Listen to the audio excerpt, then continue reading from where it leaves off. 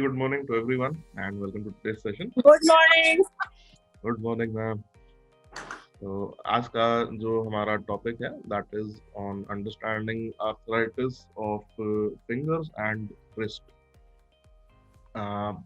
पिछले कुछ सेशंस के दौरान हमने जैसे आर्थराइटिस के ऊपर पर्टिकुलरली फोकस किया, तो mostly we were discussing about arthritis in the knees और इन द हिप, क्योंकि ज्यादातर वही जो हमारे मेजर वेट बेयरिंग जॉइंट्स हैं उन्हीं में आर्थराइटिक चेंजेस हमें ज्यादातर देखने को मिलते हैं with more severity. I would say ऐसा नहीं कि ये ज्यादा कॉमन होते हैं, बट हाँ, सिम्टम्स की सिवियरिटी थोड़ी ज्यादा होती है.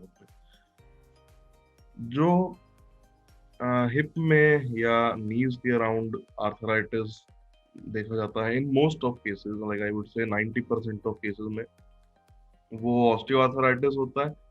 Like I said last time की एक बहुत बड़ा जो डिफरेंस है दोनों टाइप्स ऑफ आर्थराइटिस में वो यही है कि रूमेटॉइड आर्थराइटिस जो है वो नॉन वेट बेयरिंग जॉइंट्स में होता है, and that is majorly what we'll be discussing today. And वही जो ऑस्टियोआर्थराइटिस है वो ज्यादातर लिमिटेड होता है up till the weight bearing joints of the body.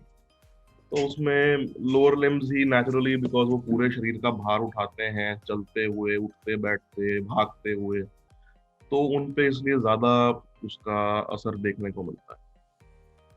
Now when we talk about wrist and fingers and hands, तो वहां पे जो ज्यादातर देखा जाता है वो होता है रूमेटॉइड आर्थराइटिस, या फिर रूमेटाइटिस आर्थराइटिस भी कहते हैं. उसके भी अगेन दो तीन अलग अलग नाम है, बट डिजीज सेम ही है. सो एक और मेजर डिफरेंस जो इसमें है और between rheumatoid arthritis and between arthritis of the knees, कि ये एक ऑटो इम्यून डिसऑर्डर है. लास्ट टाइम इसका मैंने थोड़ा जिक्र किया था कि जब हमारी इम्यूनिटी किसी कारण से इतनी ज्यादा हाइपर एक्टिव हो जाए कि वो अपने अपने होस्ट जो बॉडी है उसी को नुकसान पहुंचाना शुरू कर दे, तो उसे हम ऑटो इम्यून डिजीज कह देते हैं या कोई ऑटो इम्यून डिसऑर्डर कह देते हैं. Most of the times auto immune disease is not just one disease, वो दो या तीन बीमारियों का मिक्सचर सा होता है. सो सिर्फ ये कहना कि एक पर्टिकुलर सिम्टम या एक पर्टिकुलर डिजीज हमें डायग्नोस कर रहे हैं हम, ऐसा कहना गलत होगा. एंड इवन दो जो प्रेवलेंस है रूमेटॉइड आर्थराइटिस का वो कहने को कम है, ऑस्टियोआर्थराइटिस थोड़ा ज्यादा कॉमन होता है, बट स्टिल जहाँ पे हमें देखने को मिलता है in in the particular age group of 50 and above, तो वहां पे कई बार लोग ना डिफरेंशिएट नहीं कर पाते कि अगर हम अपने मिड 50s में हैं या मे बी हम अपने 60s में हैं, 70s में हैं, maybe even like up till mid to 80s and 90s also.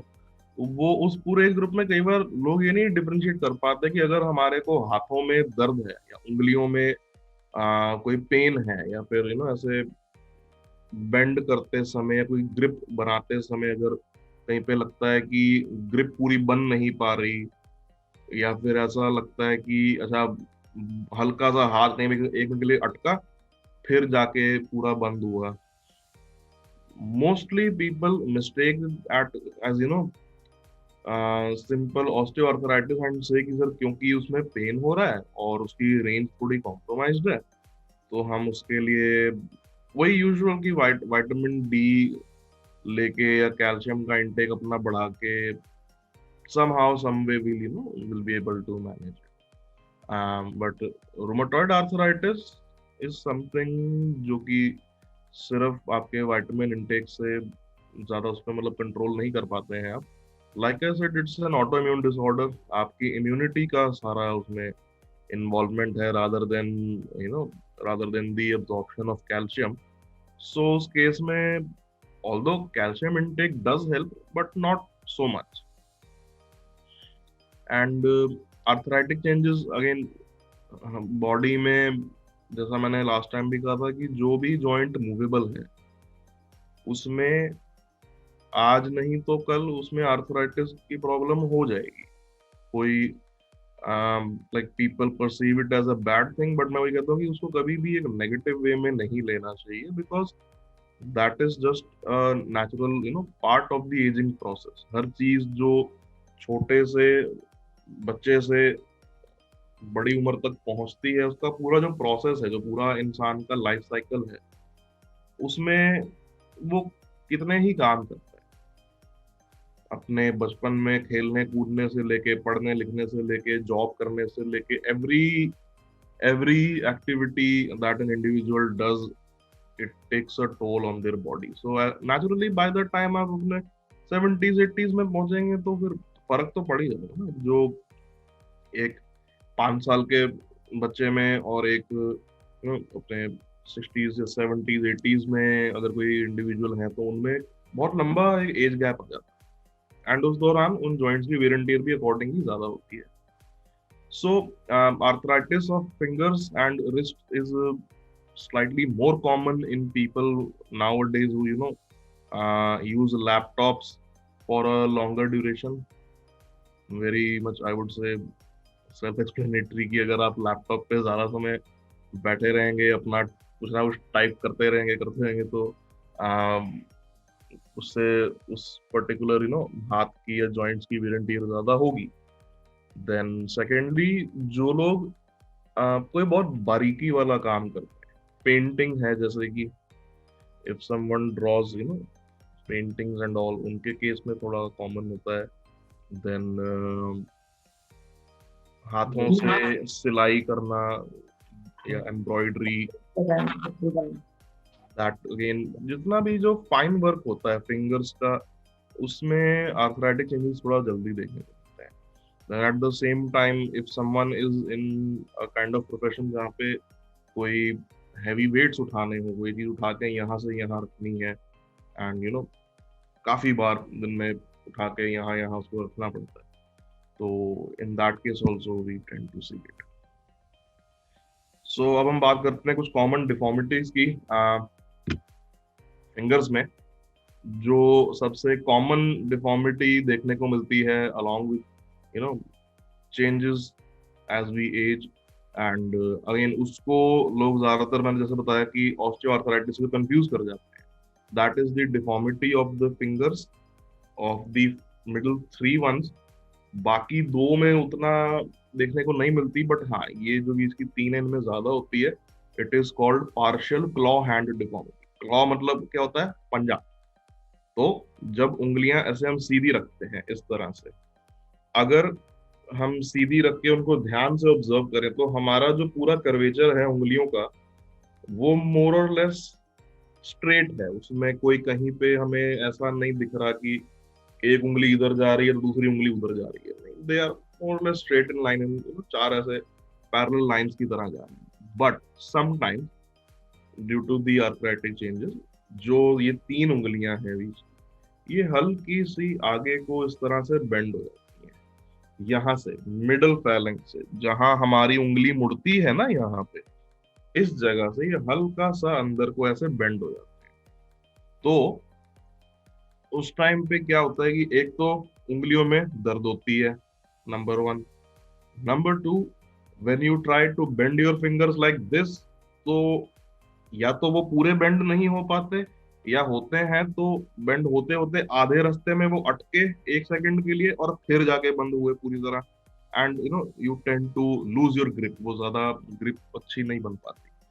तो वो होता है क्लॉ हैंड डिफॉर्मिटी में, when your hand sort of stage like this, ऐसे एक अंदर की ओर कनकेविटी ऐसी आ जाती है उसमें। Second is particularly common with the index finger.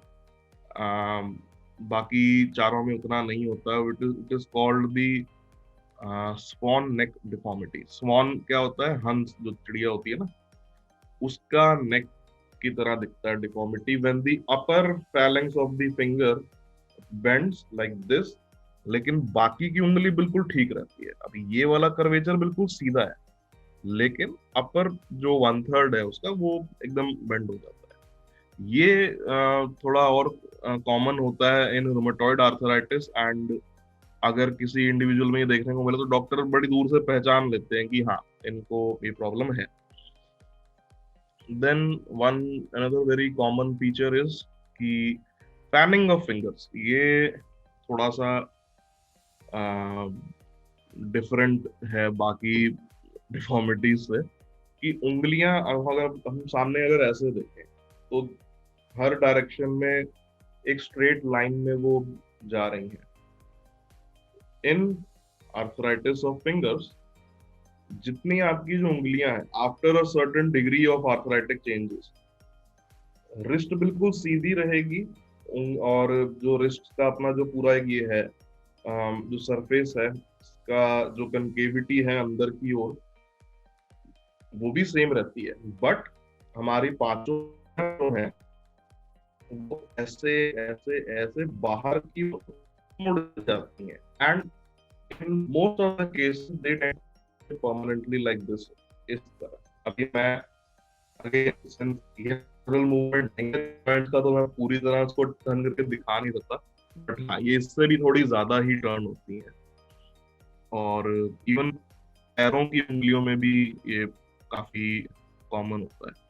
Fanning of fingers क्या होती है बेसिकली, जो हमारे आ, वो 3 फिंगर्स तक ही कन्फाइंड नहीं है, वो पांचों में ही होती है। कि अगर हम इस तरह से देखें अपने हाथ को, तो पांचों उंगलियां अलग अलग डायरेक्शन में ऊपर की तरफ एक स्ट्रेट लाइन में जा रही हैं। कोई ऐसा नहीं है किधर जा रही है किधर जा रही है। But after a certain extent of arthritic changes, उंगलियों की फैनिंग होती है बाहर की तरफ, इस तरह से ऐसे ऐसे करते हुए सारी उंगलियां बाहर की तरफ बेंड हो जाती हैं। एंड इस डिफॉर्मिटी में they tend to stay permanent. इसका कोई करेक्टिव मेजर नहीं होता other than getting a surgery. तो मोस्ट टाइम्स डॉक्टर से कि आप इसके साथ जैसे भी है काम चला लीजिए, बट हाँ, जहाँ पे उनको लगता है कि किसी कारण से ये बहुत ज्यादा उसको कॉम्प्रोमाइज कर देगा, देन दे से कि आप ऑपरेशन करा लीजिए इसका। एंड थोड़ा लिगामेंट्स को एक्सरसाइज करके they can get the fingers back into its original position. But most of the times it stage permanent. और पैरों पैरों में भी ये बहुत कॉमन होता है, जिनको आर्थराइटिस डायग्नोस हुए को अगर हो चुके हैं, लाइक 4-5 साल में भी इवन ज्यादा अगर हो चुके हैं, तो दे वुड नो कि जो पैरों की उंगलियां हैं वो भी बाहर को ऐसे रोटेट कर जाती हैं आफ्टर वाइल। एंड चलते समय उतना उन पे मतलब पता नहीं लगता पैरों की उंगलियों के बारे में। बट जब कोई अगर भारी सामान उठाना पड़े किसी कारण से कभी, तब उन पे काफी जोर पड़ता है, पता लगता है कि हाँ, प्रॉब्लम कुछ हो रही है। चलिए, सो ये तो हुए types of deformities and problem ये क्यों होती है उंगलियों में।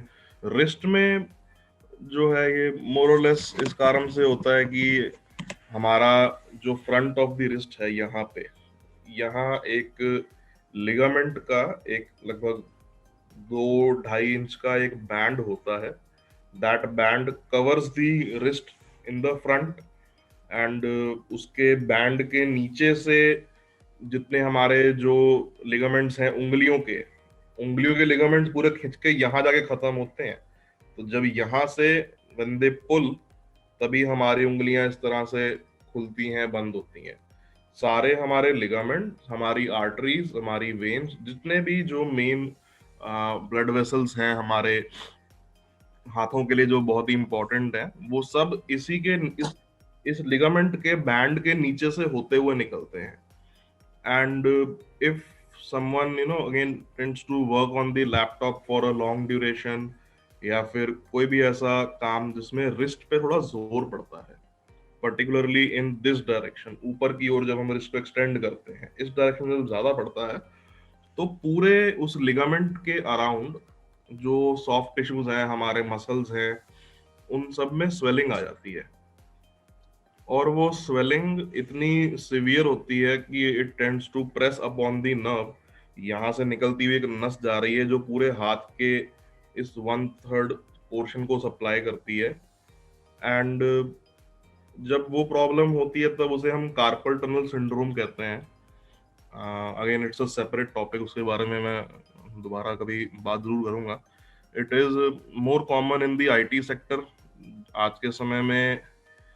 Carpal tunnel syndrome almost you can say हर हर तीसरे इंसान को हो जाता है समय के साथ। For anyone who is working in an office या फिर इन अ प्राइवेट सेक्टर जहाँ पे लैपटॉप पे 8-10 घंटे, मे बी इवन 12 घंटे कई बार एक स्ट्रेच में अगर बैठना पड़ जाए, तो ये बहुत ही कॉमन होता है।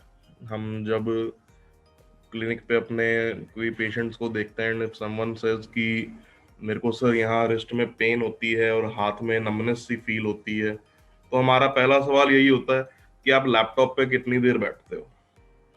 And most of the times I have seen कि इस सवाल का जवाब यही होता है कि सर 5 घंटे, 6 घंटे, 8 घंटे, 10 घंटे, मे बी इवन 15-16 घंटे इन सम cases. So yeah that's very common. चलिए, now will get to the main exercises now. ये तो हो गया आज का इंट्रो। अब बढ़ते हैं towards our main exercise. So chair पे ठीक से बैठ जाइए बिना बैक रेस्ट का सपोर्ट लिए। स्ट्रेट, दोनों हाथों को आगे ले आएंगे इस तरह और हाथों को चलाएंगे थोड़ा स्पीड के साथ।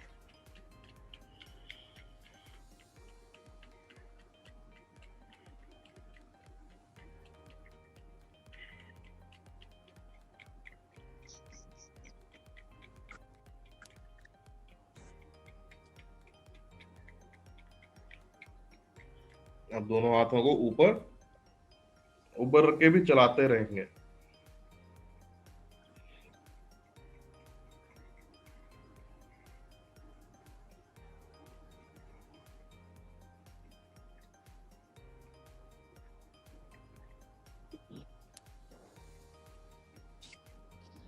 ओके, दोनों हाथ नीचे ले आइए। Good. Now for the first stretch of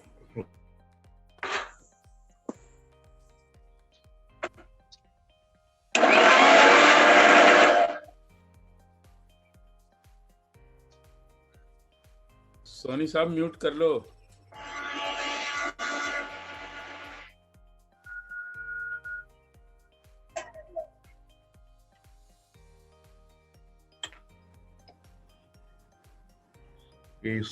screen एकदम से फ्रीज हो गई थी, पता नहीं क्या। ओके, सो हाथ को इस तरह से आगे ले आएंगे, दूसरे हाथ से पकड़ के ऐसे पीछे की तरफ खींचेंगे हाथ को। एल्बो स्ट्रेट रखनी है, एल्बो को बेंड नहीं करना, एल्बो एकदम सीधी रहनी चाहिए।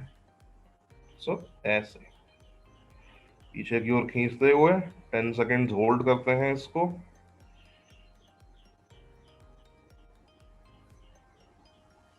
And relax. अब नीचे की तरफ भी ऐसे पकड़ के खींचेंगे।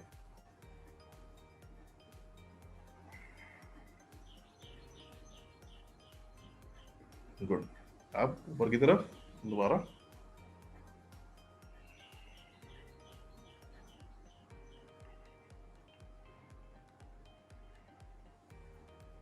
नीचे की तरफ। ओके,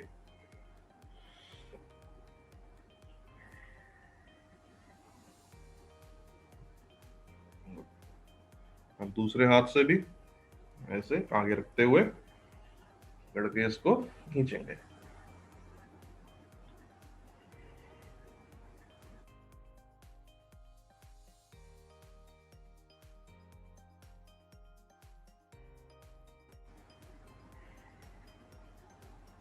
नीचे की तरफ।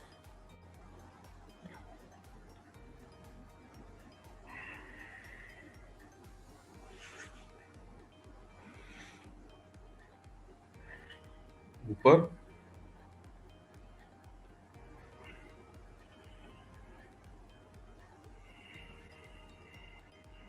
And down. ऐसे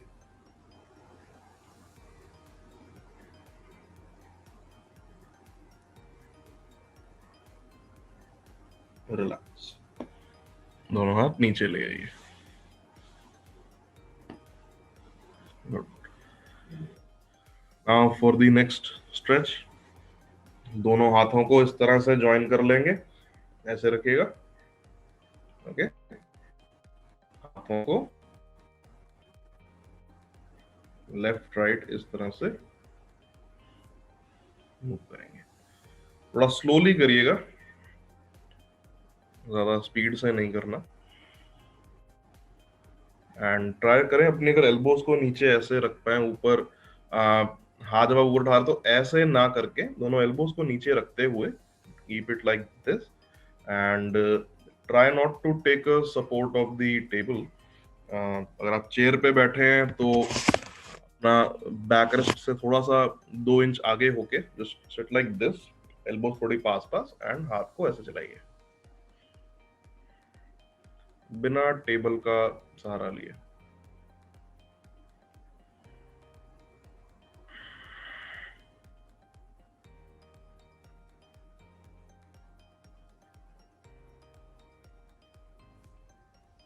ओके, अब सीधा रखते हुए पूरे अपने रिस्ट को हम रोटेट करेंगे, पहले clockwise,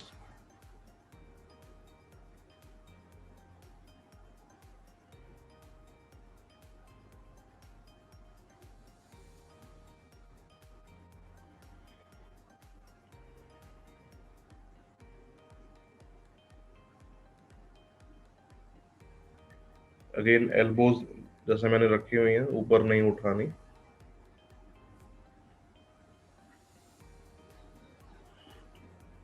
okay, now anti clockwise.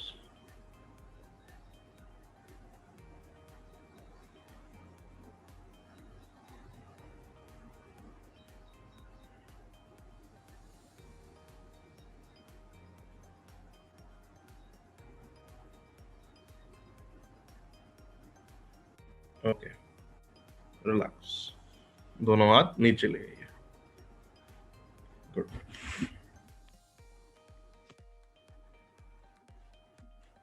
जब हम रिस्ट को अपने इस तरह से रोटेट करते हैं तो यही जो पर्टिकुलर एक लिगामेंट जो मैंने बताया ना आपको यहाँ पे, इसको और इसी के opposite on the back side of the wrist यहाँ पे भी एक ऐसा ही लिगामेंट्स का एक पतला सा जो बैंड होता है, हम पूरा उसको अच्छे से स्ट्रेच करके रोटेट करके उसको एकदम खोल देते हैं कि अब उसमें कहीं पे कोई स्टिफनेस या कोई भी टाइटनेस होने का चांस नहीं रहता फिर।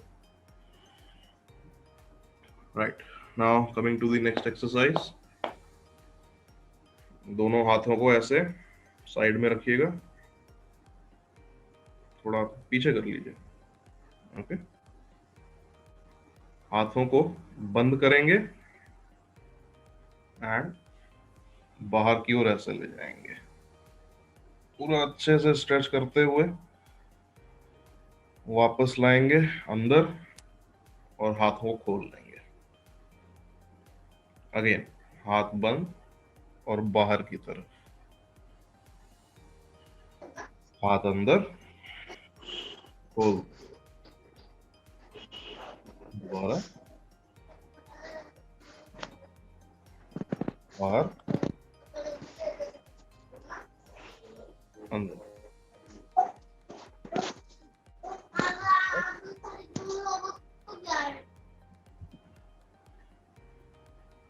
अंदर लाइए वापस ऐसे, अगेन बाहर,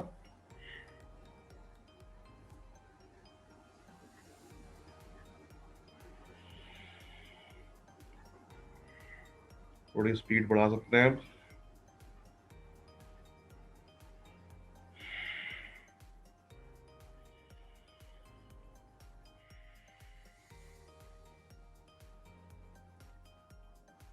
बाहर ले जाते हुए हाथ बंद भी कर रहे हैं, जब आप ऐसे ले जा रहे हैं तो हाथों को बंद करके बाहर की ओर ले जाइएगा, हाथ खुले नहीं रख रहे, सिर्फ वापस लाते हुए अब खोल रहे हैं।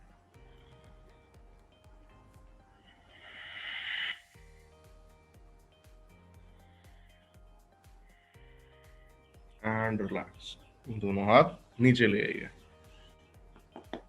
Very good. इसमें जितना जोर हाथों पे नहीं पड़ता उससे ज्यादा तो मुझे लगता है कंधों पे पड़ता है। और देख रहा हूँ शिव सर को भी थोड़ा कंधों पे अपना जरा हाथ फेरते हुए। मैं हैंड्स की जो भी डॉक्टर एक्सरसाइज अनुराग, करता हूँ मेरे शोल्डर दर्द करने लग जाते हैं थोड़ी देर में। डॉक्टर अनुराग, हाँ जी मैम। ये जो आर्म की सेंट्रल जॉइंट है ना, उससे ऊपर ये बोन, मेरा हाथ दिख रहे हैं, जी जी। यहाँ बहुत पेन है बहुत दिन से। ये नस पता नहीं, मैंने सिकाई भी की है, मुंह भी लगाई है, कोई आराम नहीं आ रहा। ये दिस वन। उसके लिए तो मैम एक बार 1-to-1 कंसल्ट करना पड़ेगा अगर कोई न्यूरोलॉजिकल प्रॉब्लम है तो।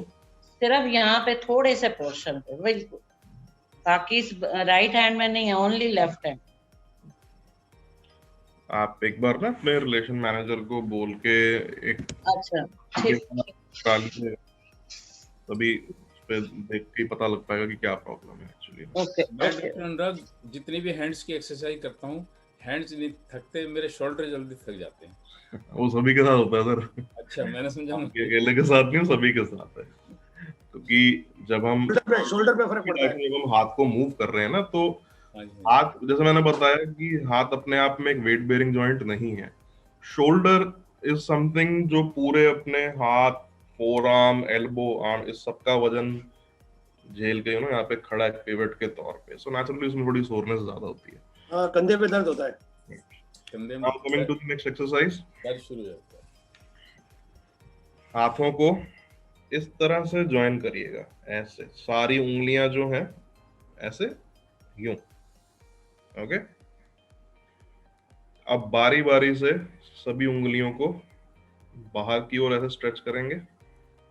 पहले छोटी उंगली,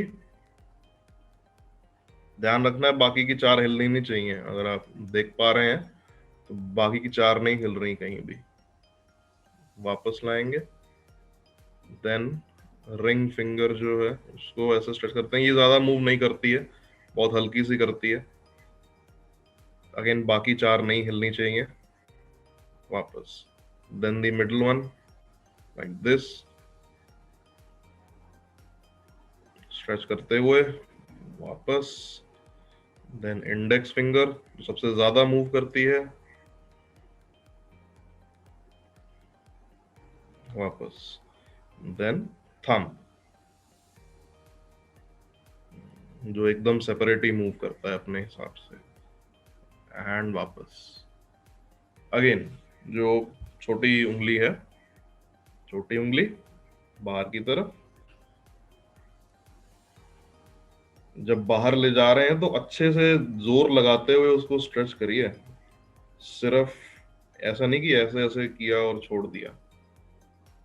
वापस, रिंग फिंगर,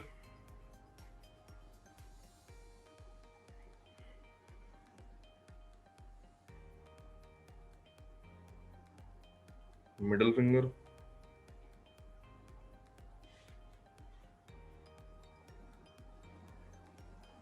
इंडेक्स फिंगर।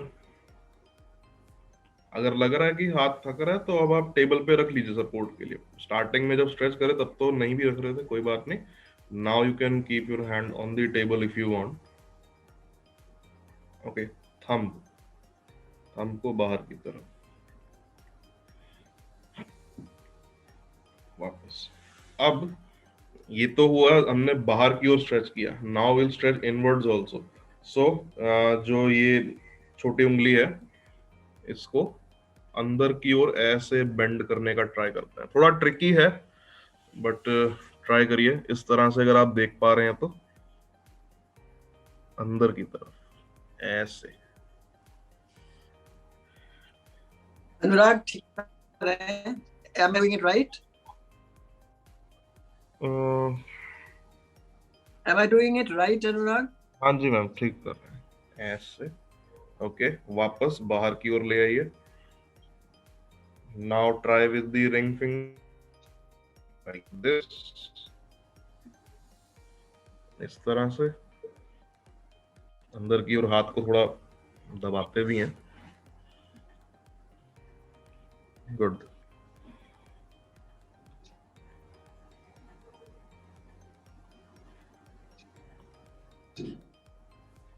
वापस सीधा कर लेंगे। अब मिडल वाले फिंगर को भी अंदर की ओर रोल करते हुए ऐसे।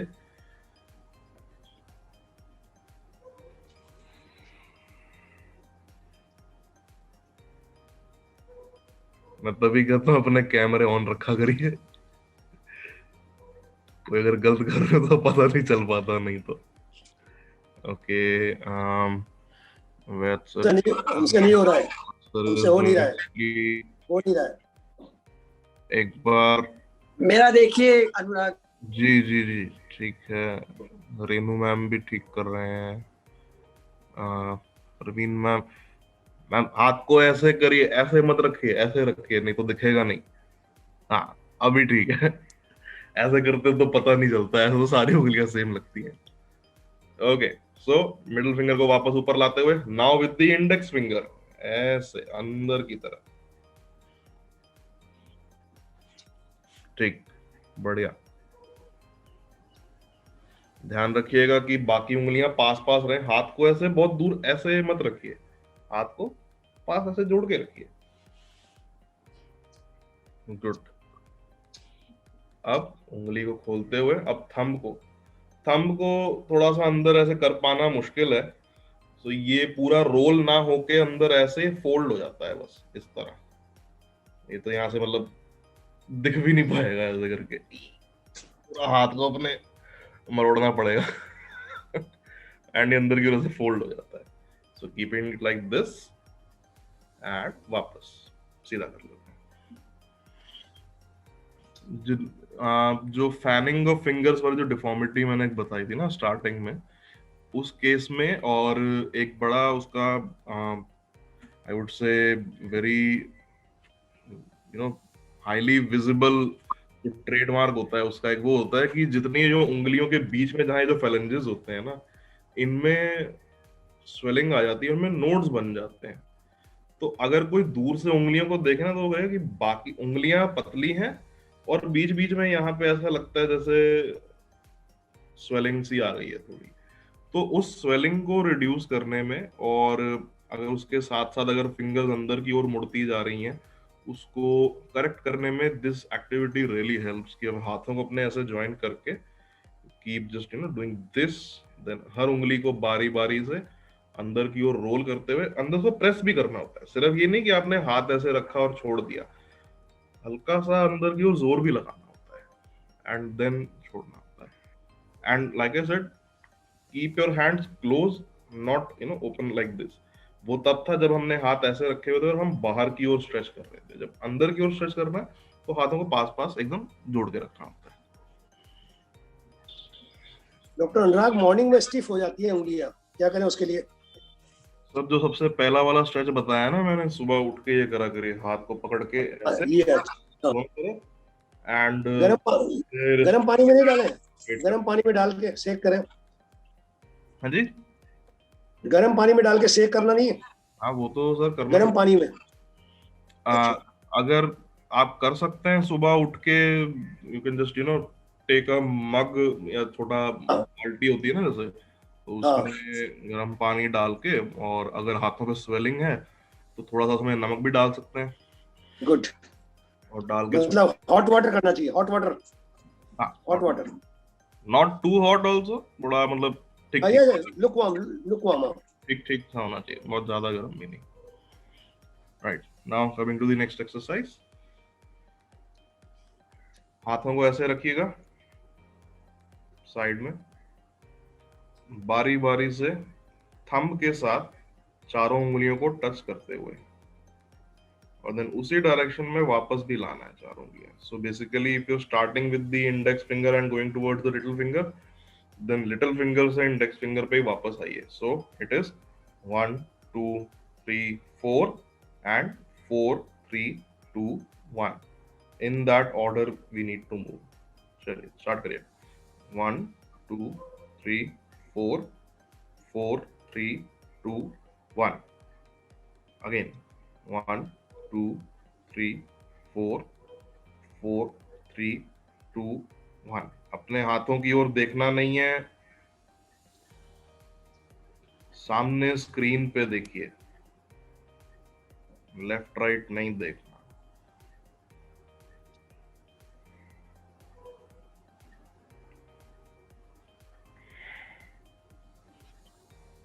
उंगलियों की एक्सरसाइज और हैंड आई कोऑर्डिनेशन दोनों कवर हो जाता है इसमें।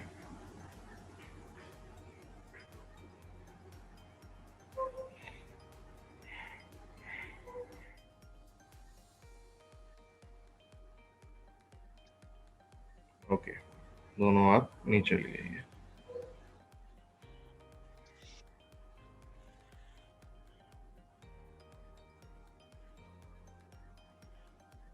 Now for the final stretching of the wrist. छोटी उंगली ठीक से टच नहीं हो पाती। हाँ जी, छोटी उंगली, छोटी उंगली में हाँ वो पूरी टच ठीक से नहीं हो पाती।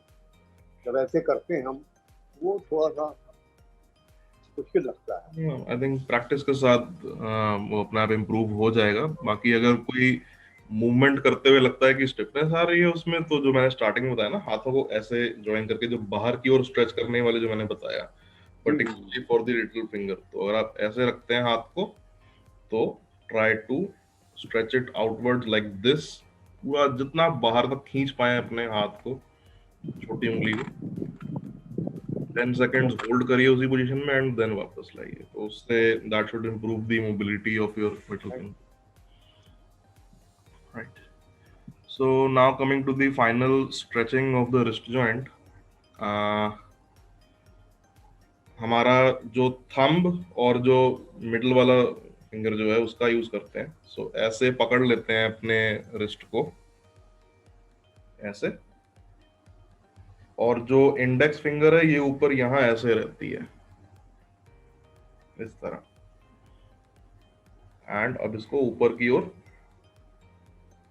ऐसे ऐसे इसको स्ट्रेच करते हैं, थोड़ा जोर लगाते हुए। बट अगेन बहुत ज्यादा भी प्रेशर मत लगाइएगा, अपने आप को चोट नहीं पहुंचानी है।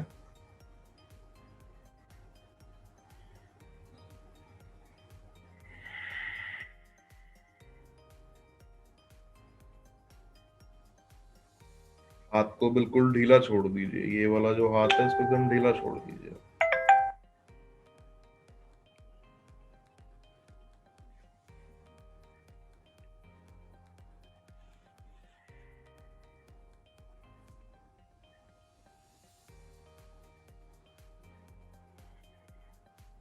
Okay, now with the opposite hand, middle finger और थंब से यहाँ रिस्ट को पकड़ना है, इंडेक्स फिंगर जाएगा ऊपर और इसको बाहर की ओर स्ट्रेच करेंगे।